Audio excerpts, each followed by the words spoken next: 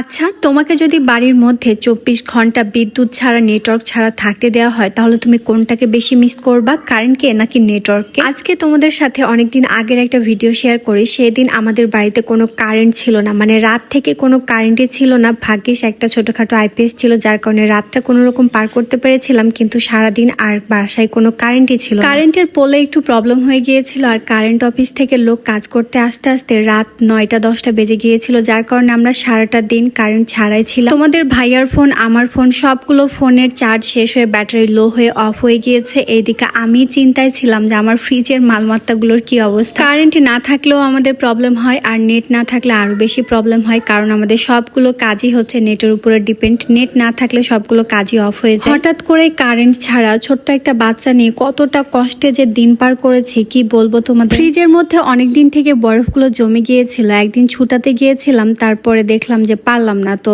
তখন ঠিক করলাম যে তোমাদের ভাইয়াকে দিয়ে সময় করে এই বরফগুলো ছুটাই নিব। তো আজকে কারেন্ট চলে গিয়েছে, আর যখন আমি ফ্রিজটাকে ওপেন করলাম চেক করার জন্য সবকিছু ঠিকঠাক আছে কিনা, তো দেখলাম যে বরফগুলো ছুটে ছুটে পড়ে গিয়েছে, আর বাকিগুলো হাত দিলেই খুলে যাচ্ছিল। তো যাই হোক, কারেন্ট না থাকাতে এই একটাই সুবিধা হয়েছে, না হলে সবকিছু অসুবিধাই হয়েছে। তো আজকে আমি মাংস রান্না করেছি, ব্রয়লার মুরগির মাংস। ব্রয়লার মুরগির মাংসটা দেখে মনে হচ্ছে খেতে কত টেস্টি হবে, তাই না? কিন্তু বিশ্বাস করো, একদমই বাজে টেস্ট। মানে ব্রয়লার মুরগিটাতে কোনো চর্বি ছিল না, আর চর্বি ছাড়া কোনো জিনিসই খেতে আমার একদমই ভালো লাগে না। এই মুরগিটা রান্না করার পরে আমি 4 দিন গরম করছি আর খাইছি। আমার নিজের রান্না নিজেরই ভালো লাগছে না। এইদিকে তোমাদের ভাইয়াও আমাকে বলছে, কি ব্যাপার, তুমি কিভাবে রান্না করছো? যা রান্না করছো সবকিছুই খেতে একই রকমই লাগছে। তোমাদের ভাইয়ার মুখে এই কথা শোনার পরে আমার নিজের নানার কথা মনে পড়ে গিয়েছে। গাইস, আমার নানার ছিল 2টা বউ, মানে আমার 2টা নানি, বড় নানি আর ছোট নানি। তো আমার নানা যখন যার হাতে রান্না খেত, মানে ভালো লাগতো, তখন তার দিকেই খেত। যাই হোক, আমার জন্য সবাই দোয়া করো।